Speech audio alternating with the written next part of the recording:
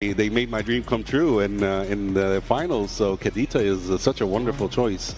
I might see you Uranus in this match. We might see Uranus, yes. We might see Yuzong. I'm expecting. And there is actually Yuzong as well. He's available also as a choice. Uranus will be perfect for Aurora as a Croc and Eve together. And for the last Fredrin, we are might as a jungler. Still, Alice might be a good Let's choice. see. Uranus or Yuzong. Aurora again. Yeah. Their cards in the first game. Continue the puzzle. Uranus or oh wow, Uranus and Fredrin in the jungle. Now Aurora Gaming, for me, better draft, but they need to avoid team fights a little bit until Eve get their build, get their damage together, and they can have focus. I've been waiting. Carry is such a wonderful choice for this match. Interesting. Actually, Onic is focusing more in the first match in burst damage. A huge amount of damage. There is a huge amount of damage output coming from Onic compared to the pick from Turkey. And it will be started with Kyrie on the Yisenshin versus TNZ's Fredrin Naisu. We are looking forward to this battle between Kyrie and TNZ. We're going to be starting off with a classic YSS versus Fredrin. How you doing, man? I'm doing good. We've been through the ringer here. It's just like the players, man, for days now. And we've finally gotten here to the end. And this is such a special match, I feel like, for both these teams.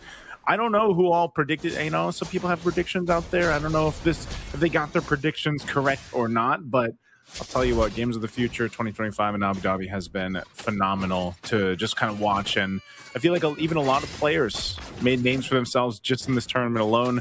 And, we have so much MLBB esports action going on year round, man. So it's always good to see, Again, we had our third and fourth place finishers just finish up the match before this. We had that break, and now we get to settle in at two. Our one and only best of five, by the way, right? Everything up to this point has been a best of three. And so it's going to be a nice change of pace because I think about best of fives, and even, when we go a little bit longer than that, like best of sevens, there's the strategy comes into play as well. You're going to see that through the banning phase. You're going to see that through some specific respect bans, even to a sense. I mean, even if you look at Onic Esports' lineup here, like there's signature picks here, right? I mean, Sans as well on this Kadita, one of the few players that still brings this hero to a match. And like this, I mean, they're already going to start early on. Quite a bit of pressure here on Lunar. He's one hit away, but he's still going to be going. Kyrie will get the last shot off, but it is going to be a trade, the 1-for-1 for now. TNZ looking for more. Kyrie trying to disengage. Keyboy might have to sacrifice himself, but Kyrie rejoins the fight, and here comes Luffy as well. It's all this action under the 2-minute mark. Another kill picked up for Aurora Gaming. Pagu, quite tanky, gets the flicker out. Now Luffy going to be in trouble. He wanted that kill. Oh my God, Luffy under the tier 2 takes the risk and won't pay off, but maybe bought enough time for the first turtle take to go in the hands of Onic. Plus points for style, but that will not give any additional kill to Onic. In fact, you might think that it's a waste of your battle because it's like Kyrie did not need the help, but they will take a Rosa. This Kadita that Sans has picked up is one of their many answers to the Eve. This is not the first time that they did it, but it's a first time in a very long time. However, this is Kalea and Kadita combo.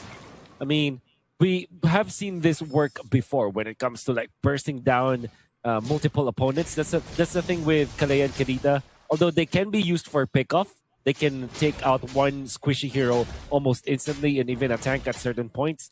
But the nature of these heroes, they can be played together in an AoE setting where you can see E-Boy going in for the Tidal Strike and then for the Tsunami Slam. Of course, the strike is an AoE crowd control. And then you combo it up with the Ocean Oddity, the Petrify on top of it. It can be both. It can be played both as an AoE kind of fight duo or a pick-up kind of. So I like this for Onic Indonesia. They have so much going in for them. You add in that extra info that you get coming out from Kyrie's ultimate, the Mountain Shocker, and combine that all together, it's looking good for Onic when it comes to like overall team fighting. But Aurora, right now, they have the advantage over Onic when it comes to the kills. Gold, however, I think it's pretty much even. It's such a, I mean, this grand finals with these two teams is such a showcase on how they, especially in the last couple of days, you know, through our play-ins and then, of course, the quarterfinals, semifinals, and then here now. Same thing with the gaming from Turkey. Again, you know, the way that they've played has been so good. And Pagu, especially, man. I don't, for me, it's like roams. Maybe that's because I also just, I always keep an eye on the roams because I play roam so much, but Pagu has been a standout roam. Keyboy is Keyboy, man. Like, Keyboy he's known for making these amazing plays on any of the roams he plays, but look at Pagu, just as I mentioned him, and that's exactly what I'm talking about with the tech charge, knocking 2 up. Onic Esports still going to go for the fight. They want to counter it out. Tienzi's going to be the one to fall now. Pagu quite low. Onic looking for more. Loopy won't get the land shaker down, and Keyboy now on the disengage with Lunar just dancing around him on this Uranus. He's gonna push him out, and the Sands also quite low. Siggy Boom goes in between the 2 turrets to clean up a kill, and this is what I'm talking about, man. Great team fighting on both fronts. Oh, great team fighting for sure for Aurora. Loopy wants to get something out of this, but actually misses it. There are 5 members of Aurora ganging up onto this Lapu-Lapu. Has the flicker out. He's taking the time. Will he actually survive against 5? It seems like Loopy. That's the answer. He's a brave fighter, Wolf. He's a brave fighter. Yeah. He just went like 1v4 to buy enough time. I think it was 1v5, right? But 1v5. Don't try this at home, guys. Only pro players can do it. Only professionals can do it. Onic Esports may have lost that fight. I think you would even say that Aurora dominated them in that fight. Had it not been for the death on TNZ, the fight would have not prolonged. And there was a split push coming up from Skylar up top. That's why they cleared out that turret up top. Siggy Boom had the best experience during the entire exchange because he got a kill in a double lane. So it's going to be good for Aurora. Well, they're going to force this Tsunami Slam, not over the wall that they were looking for, but the setup anyway with the rough waves. TNZ, it falls all around the purple of Onic Esports.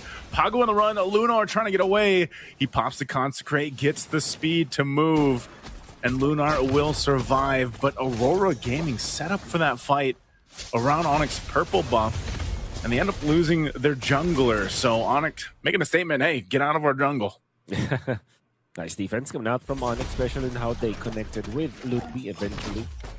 Good disengage though for Aurora Gaming. They cut their losses. They know that the idea was there. They could have invaded against Onic, and if they were successful, it would be a great play for them. However, because of that, they have lost their jungler, and they also lost their bottom lane turret. Skylar's just super active when it comes to these objectives. Was able to get the push up top after helping in this purple take or anti-purple take. He immediately went to the bottom lane unscathed by Aurora Gaming. I think that Skylar's movements in a macro sense has been smooth, and Onic are very happy because of that. They are up by almost 2,000 gold, and now it's the 3rd turtle of the game. A little energy eruption there on Keyboy. Go ahead and jump on out. Turtle's coming up, last one of the game. We'll see who is able to claim it. It's been really close turtle fights now. Back-to-back or just fights breaking out around this. This time around, though, the difference is Skylar is going to be a part of this fight. There's the initiation, Tsunami Slam, but on the backside, too, they're going to put pressure on Kyrie. But Skylar is unleashing on the carry, shredding through the tankier members of Aurora Gaming, and they might lose their jungler, too, as Tienzi falls. Now the turtle goes over to Onic Esports. They got 3 kills and a turtle. Oh, man, what this game is teaching us is Keyboy on the Calais is just too good. I think the master is way off the charts. I tried to get the play, make a play onto Lunar, but that's a Uranus. Probably not worth the effort here for Onic. But what I really saw coming up from Keyboy, the way that he managed that flicker, finding the right target, was Rosa that was able to lift up. Main DPS of Aurora Gaming in this stage of the game. And then, afterwards, he went in front of TNZ with a sliver of HP, knowing that he can heal up because of the abilities that Skalea has. He knows the limits, man. Ooh, they might do this. There's Pagu once again charging in with the tech charge. They have the response on rough waves too. Siggy Boom out of the picture, split up from the team, and now they're running away to disengage Tienzi does get his purple buff, but man, Onic just showing that it doesn't matter if you tech charge, throw us in the air, we'll still fight. And that's a part of the lead that they have here. Again, a Divine Glaive picked up by Sans. So if they even set up the tech charge, it's almost a risk in itself, Wolf, because Sans can just kind of burst them down. If he decides to go right there, he's got enough damage on this Kadita. That's proven a point that is making Aurora Gaming probably start to decide, do we really want to all clump up around a potential tech charge into a rough waves from Sans? Right. It's one thing to combo your tech charge into the Eve ultimate, which looked to be really good for Aurora Gaming, and I'm sure that they know how to utilize that properly, but just the presence of Sans is already making that difficult. And you think about it, even the Lapu-Lapu is a threat to this Eve. So 0, 2, and 4 onto Rosa doesn't mean that he is playing bad. He's actually just under a lot of pressure from both the Lapu-Lapu as well as Sans. You can see that even after the tech charge with just the glowing wand, it's not enough burst damage to take advantage of that tech charge before he is thrown up into the air by Sans or gone upon by Lutpi with the bravest fighter. It's such a difficult dilemma now for Aurora Gaming to face. See what they do here with this Lord coming up. Again, most of these objective fights have not gone the way Aurora's wanted them to. Keyboy also up at the front. He's going to deal with a little bit of this crowd control, bringing him to half. He's actually got to defensively flicker out. So Aurora Gaming gets that out of the picture. That's something that Keyboy can't use now, which is a minor advantage for Aurora Gaming not to get set up in that way. Meanwhile, Pagu still holds on to his flicker. Again, with this being broken walls, a little bit of a change here around the Lord Pit, but still, there's the Tsunami Slam. They're going to go for it anyway. Lupi jumping in with the bravest fighter just to zone out some of the rest of the members as Pagu falls. Tienzi next. Where is the damage coming up from Onic? They just make it happen so fast. And now down 2 members, and one of those being the jungler. Onic Esports can just take this Lord. Oh, immense amount of crowd control from Onic. Just between the Kalea, the Kadita, and then the Lapu-Lapu. Factor in the mountain charge coming out from Kyrie, which they layered so perfectly. Pagu couldn't even pop an ultimate or even a flicker. And that's also true with Tienzi. And the thing with these 2 tanky heroes from Aurora Gaming, nice you were looking for where the damage is coming from Onic, and that's definitely from Sans. But right now, Skylar is already a threat. Can deal HP-based damage as well as true damage against the tanky heroes of Aurora Gaming, which kind of makes it so that the front line of Aurora Gaming is nullified, because what will happen is they're going to be knocked up in the air, controlled by Lutpi as well as Kyrie, and they're going to receive that frontline damage coming out from Skylar. A front-to-back approach from Aurora Gaming will not work. Throwing a Grok into the air. He just has nowhere to go. Pagu definitely feeling that one. An energy eruption into the RWM. What a huge setup again with the Petrify. Sans able to set things up. Keyboy does go down, but they trade it out. A blazing duet from Siggy Bum will keep them at bay a little bit farther. But it's a trade, the 3 for 2, and Onic now at the doors of Aurora Gaming's base. The Lord is making his way up top. And Skylar, with 9 assists, has just been shredding from the back line. It doesn't matter if he capitalizes on the kills or not. He's able to pump out that damage. As you see on Lunar, Lunar trying to get away. He does pop the Consecration, but there it is. Mid-turret's going to fall top as well. And Onic furthers that lead to 8,000 gold. Now the mastery of Sans as well on this Kadita. Going in aggressively, zoning out the members of Aurora. Taking full advantage of the Thalassophobia as well as the Ocean Oddity and the Rough Waves. So much iframes for Sans, so much ways for him to waste some of the resources from Aurora Gaming. And because of that, only your mid lane hero is zoning out the members of Aurora. All the while, Lutpi as well as Skylar, they're just hitting onto the turrets. Kyrie as well. So it's like, usually you see the XP lane zone out the opponents, but in this case, you only need the Kadita. And that allowed Onic to take out 2 turrets so seamlessly up top. With this, they might not be able to get this last turret, but right now, they don't really have to. They can wait 40 seconds for that Lord to come up, get ready to march in the base one more time. And, you know, that's the difficult part is if it is Pagu that gets Tsunami Slam, man. I mean, you know, he's got a Dom Ice, Athena Shield. He's working on his next item, his 3rd one. Usually see this with the roamers anyways. They go a bit of a, you know, like a chop suey build is like we like to call it over here. But man, you're a Grok. You're probably maybe now second the tankiest, other than maybe Lunar.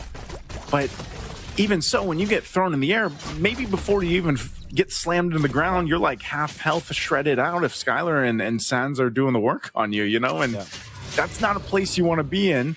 And why, again, throughout Games of the Future, we see this carry pop up when this lineup across from them is this way. Because, again, it doesn't matter if Skylar gets kills or not.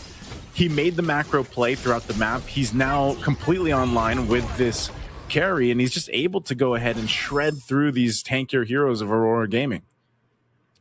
And gotta have to factor in the fact that Onic has Sans on this Kadena. That's always that, I would say, that eject button for Onic. Because when Aurora Gaming initiates against Onic, what generally happens is if Sans is not touched, he will be able to land the ultimate, the petrify, the knock-up, and even the rough waves. There's so many ways for them to counter-engage. That's why I'm saying that Aurora Gaming might not have a good time if they go front to back. Keyboy's going to do it anyway. He's going to be the one to start it. Rosa is gone. A big part of the damage profile out of the picture. What can Aurora Gaming do on this push? Onic full force with the Lord. Takes down the last turret. Lord's going to finally go down. They wait for their moment here. They're going to clear out the waves. Aurora Gaming with 4 members will be able to clear this out. Another wave pushing in. It's still empowered here in the mid lane. Rosa still a bit of ways here. Does Onic decide to go for Sans jumping in too? They're going to force it out. There's a blazing duet that's actually doing a ton of damage to Onic as one goes down. Immortality going to be popped here on Pagu, but the Mountain Shocker going to be used as Kyrie picks up Omega. Skylar finally gets the first kill of his game, and they'll take game 1.